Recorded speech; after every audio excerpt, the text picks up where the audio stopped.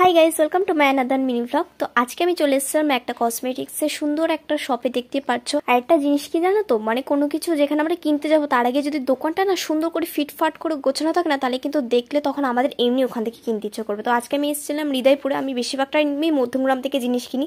তো আমি বেসিক্যালি আইলাইনারটাই কেনার জন্য এসেছিলাম, বাট একটা জিনিস কিনতে গেলে যে আমরা মেয়েরা একটা জিনিস কিনবো এটা তো অনেক কিছু কিনে নিয়েছিলাম, কিন্তু কি কি কিনেছিলাম সেটা তোমাদেরকে নেক্সট পার্টে শেয়ার করবো। বাট আজকে আমার হৃদয়পুরে এই শপটাতে আসার একটাই কারণ হলো ল্যাকমি আইলাইনারের জন্য আমি এখানে এসেছিলাম। তার কারণ মধ্যমগ্রাম থেকে কিনে আমি যে পরিমাণে পস্তেছিলাম, সত্যি আমি আর সেটা ভাবতেও চাই না। তার কারণ আমি কখনো দেখিনি যে ল্যাকমি আইলাইনার আমি অ্যাপ্লাই করার পর 15 থেকে 20 মিনিট হয়ে যাচ্ছে, 25 মিনিটও হয়ে যাচ্ছে, তারপরও নাকি সেটা শুকোচ্ছে না। আমি এরকম ফার্স্ট টাইম দেখলাম যে 10 মিনিট, 15 মিনিট, 20 মিনিট হয়ে যাচ্ছে, তারপর আইলাইনার নাকি যেরকম ভাবে দেওয়া সেরকম ভাবে কাঁচা রয়েছে। এটা আমি কিনেছিলাম মধ্যমগ্রাম স্টেশন থেকে।